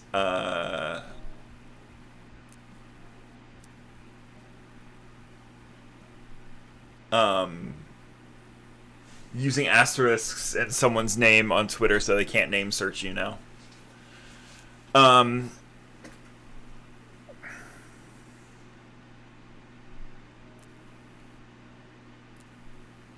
Okay, so I think we're close now, right? This has literally never been this much of a chat before.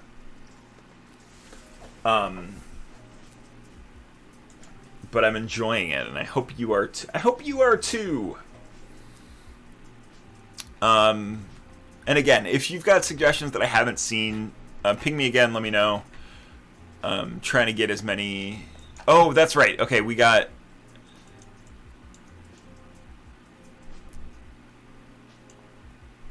Right House got us distracted. But yes, the artistic merit question, Phil, is a good one.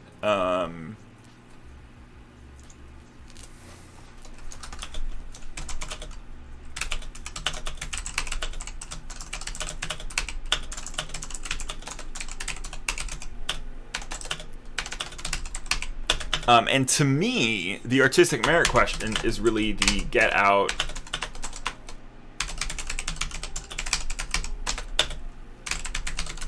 The heightened horror problem.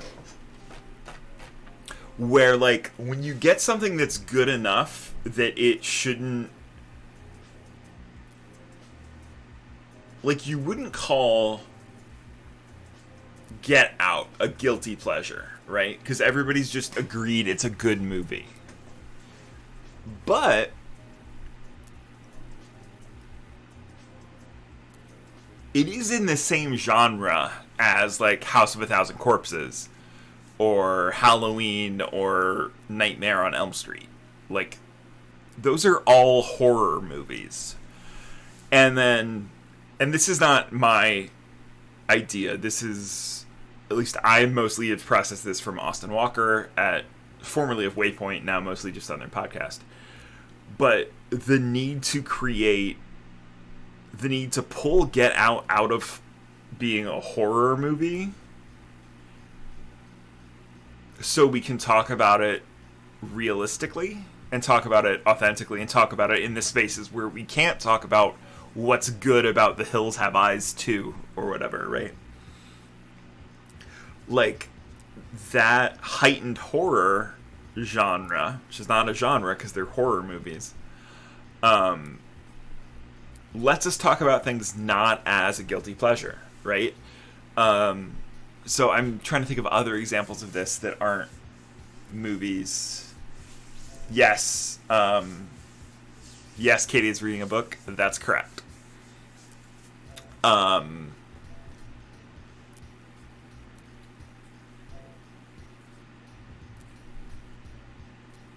But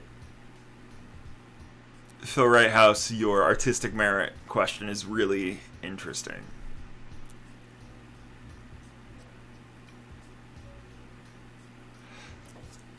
Especially now I'm mad I banned St. Vincent. No, I'm not.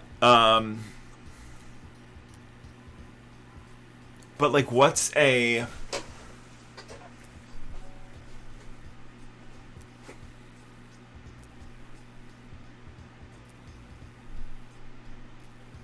it's like the difference between Kanye West and Bobby Shmurda, or between Pixar movies and other animated movies.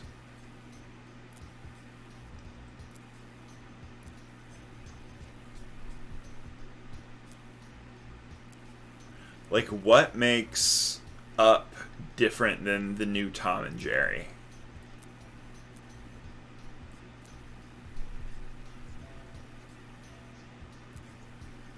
Yeah, it's Cheers versus The Big Bang Theory. Like, it's Friends versus The Big Bang Theory. Right? Like,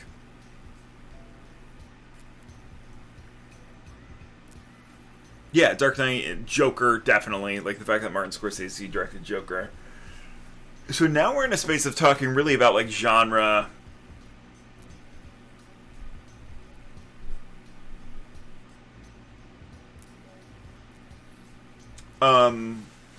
No. Like, now liking Kanye is indefensible.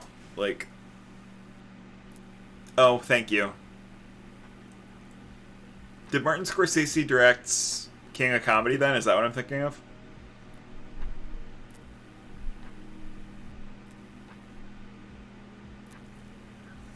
I'm glad we put the... Okay, there we go. I'm glad we put the art tag on this. Martin Scorsese hates superhero movies. I'm not sure if you're aware.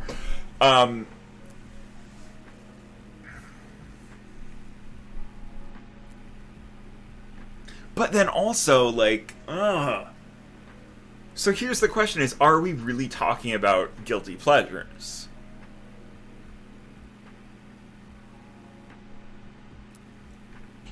Hot take, Todd Phillips is bad.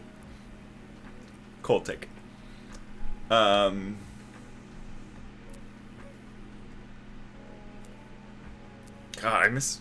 let's just watch the King of Comedy. Let's make this a King of Comedy stream.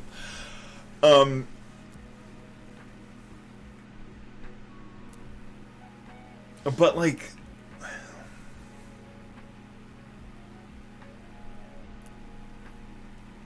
so Uncle Robot, like, your Kanye West question might be the ticket here.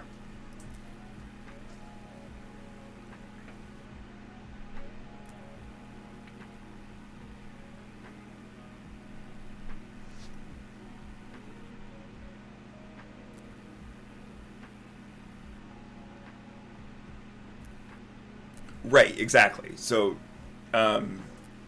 whether or not something's a guilty pleasure depends on the crew you roll with, to some extent. But then also, if I was like, who said it first? Uncle Robot, you owe Phil Wrighthouse a Coke. But like, if I said, everybody list your favorite guilty pleasure, and then they were like the things we've been talking about, so like superhero movies, or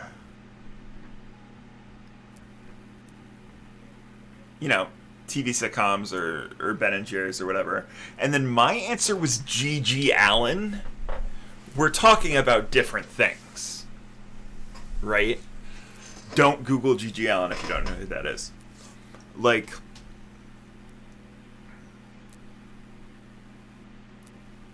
it is like, for example, if you're if you're listing your favorite or not favorite TV shows, if you're listing your favorite serial killers, and people are like, oh, I like, Ted Bundy, or mine's Jeffrey Dahmer, or whatever, and then your response is the Toy Box Killer.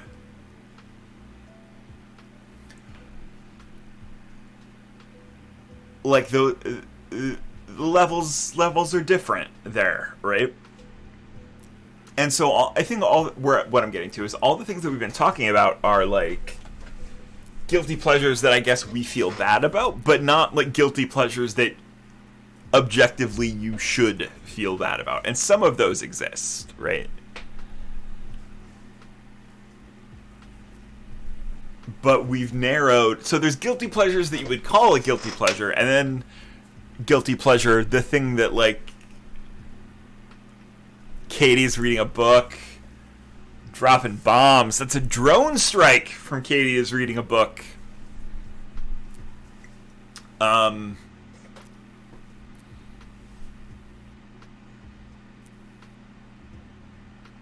Katie, anytime I'm at the end of a long rant that doesn't make a lot of sense, if you just want to jump in with more awesome stuff like that, it makes things much easier for everyone.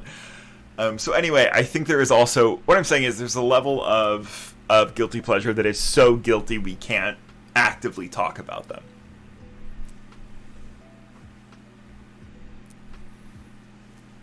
The dark web of guilty pleasures, if you will. But that's a bummer, and this is a family-friendly stream, so let's bring it back. But yeah, I think the circles thing is interesting too. God, we did so many notes already. Okay, so let's figure out what the zine is. Let's crack this today. Can it be a guilty pleasure if it's super hegemonic? All of these are good questions.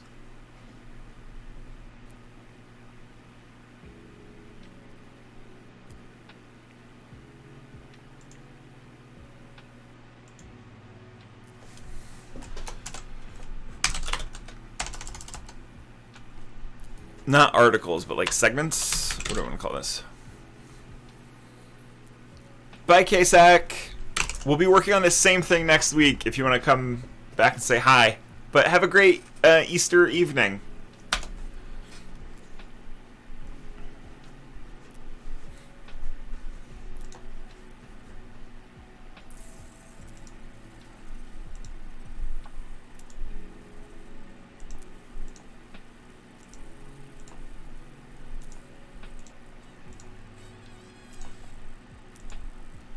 Okay. So now that we've talked about stuff, we can start to sketch this out a little bit more. So I'm going to take those ideas we had,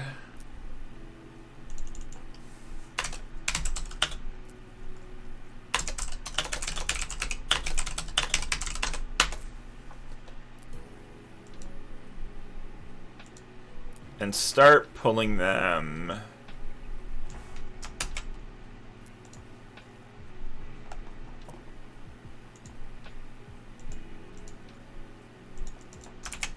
into this little guy.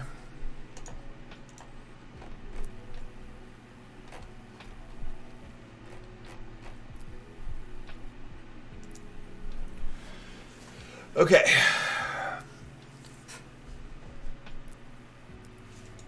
So let's see if we can't find at least one more.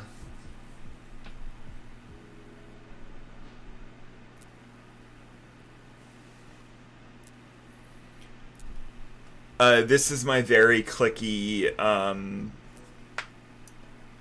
hold on, I'll get you the...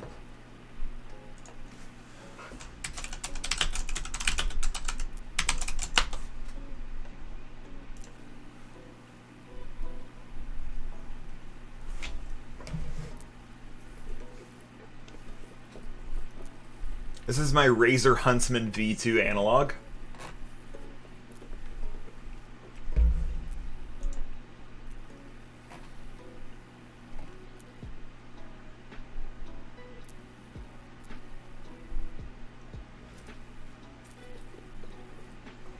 dual step actuation. And I'm trying to figure out I'm trying to remember what kind of switches I have on here.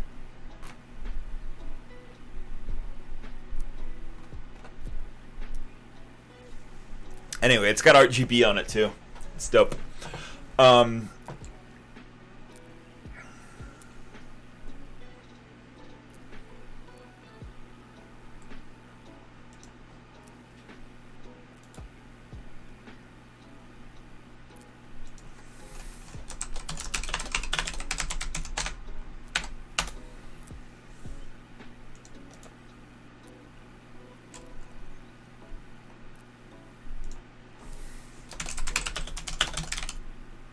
Yeah, that's right. Dual step actuation. Could be optical or mechanical, baby. It's still light outside. It's very wild.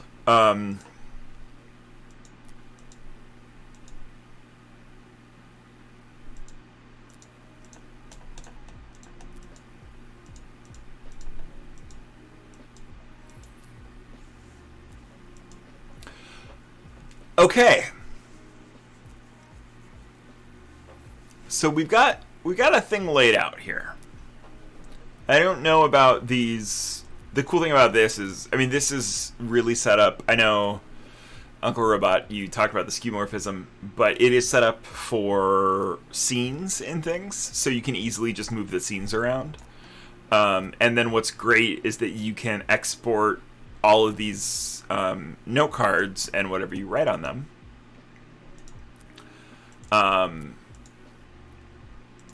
You can export them as one doc, and so you can just move this around, and you don't have to copy paste it in the doc. It's smart. Go Scrivener. So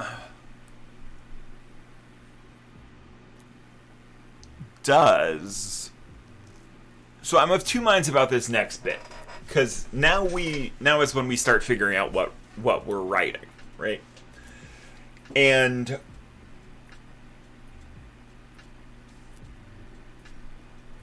I know this is collaborative, but I'm up in the air on whether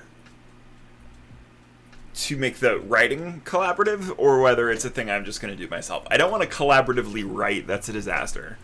But if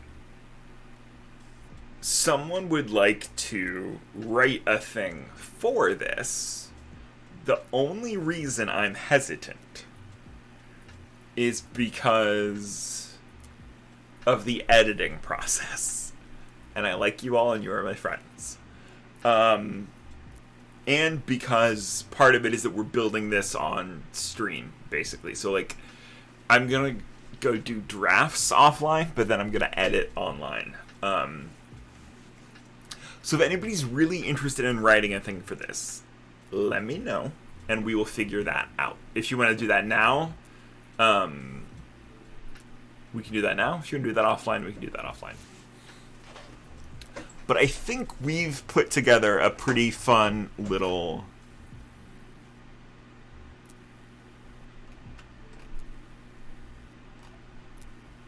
outline for a zine here. We don't have the full, like,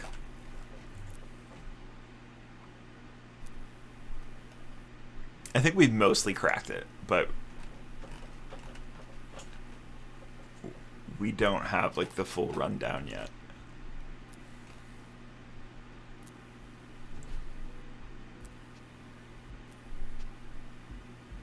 This is the part where I think on stream. It's very exciting for everyone.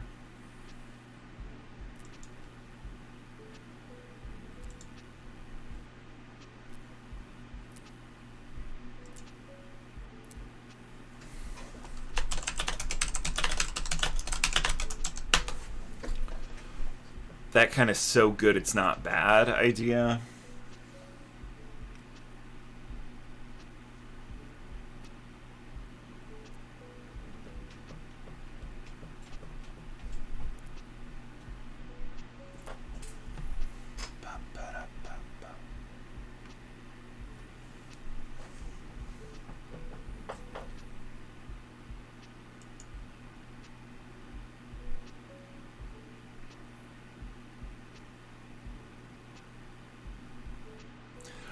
Anybody else have any other thoughts on this? Because it feels like we're at a good stopping point. I don't know what Miro is.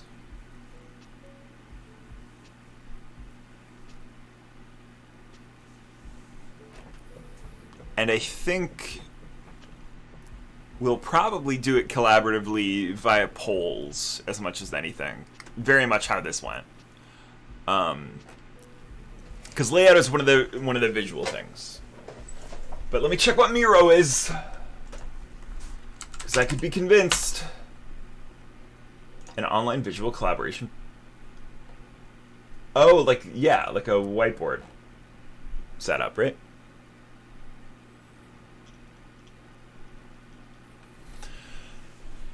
Because with how with how texty my stuff is, usually the visual decisions you have to make aren't huge. But Uncle Robot, I would say more likely for that. It would be, if you want to do a layout, and then we'll just drop that in. Obama Robot always doesn't have any thoughts at the moment, but we'll be thinking about it throughout the week. Cool. So, let me pull up a calendar real quick, and maybe that'll help us figure out where we head next. So this is the 4th. You're not going to be able to see my calendar, because my life is none of your business. To quote Shannon O'Neill. So this is the 4th. Next week is the 11th. Then we have the 18th. And the launch party is the 24th.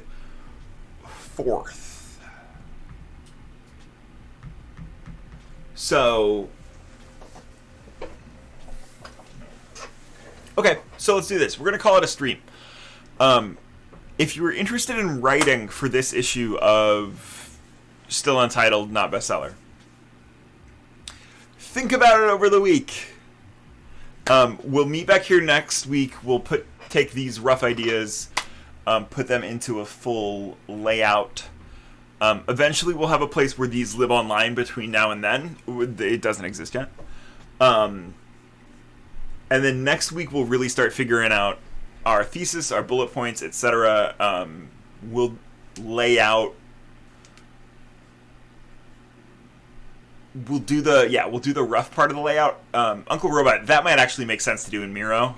So let's ping me offline. Because now that I think about it, there's a step in there that could be useful. And then we will leave the stream on the 11th with the idea of how the zine will work. If people want to write things, you can sign up to write a thing on the 11th, and then we will write it during that week. We'll get back on the 18th, and we'll start putting stuff together. And then when we wrap on the 18th, I will finish the zine up between then and the 24th. On the 24th, we will send it to print. If you've never used commercial printers to print your zine, you'll get to see what that whole process is about. And then we will do a little dance. We might play games either any of those Sundays if we run out of time, or if we're done early, or just in between. There might be random streams in between. And then 24th, we will hit send. There will also be a way to purchase these in a way that just helps the stream more than anything. And we'll be sure to give everybody a shout out. It will not be real simple. This is full color glossy. This is going to be full color glossy and probably perfect bound. We're doing it for real, for real. And yeah. That is exciting. So, let's go back here. Real quick, if you're still here, let me know what you thought about this. Yeah. Let me know what you thought about this process while I try to get my camera to refocus. I'm a big fan. I think this might be the stream, as I said. But for now, thank you for your time. Everybody who shared ideas, so many people being so smart. Uncle Robot, Obama Robot Voice, hey, it's Kasek, fond farewell to a friend. Who else? Who did I miss? Katie's reading a book, obviously, with great ideas all the way through. And really a fantastic text message. That St. Vincent is my James Franco. Phil Wrighthouse, I may have scared out of chat by yelling at him for St. Vincent. If that's true, I apologize. But yeah, everybody brought the fire today. I think we're going to make something awesome. And I think this might be a collaborative zine moving forward. Once again, I'm Alex Jonathan Brown. We will be back here 8 Eastern, 5 Pacific, twitch.tv/nowbestseller. We're going to do the outro. After the outro, I'm going to play an ad. You by no means have to watch the ad, but it helps me get a couple cents. So until next week, goodbye, everybody. Intro, then an ad, then we're out. Peace. If you are alone tonight, you can come with us. If you don't have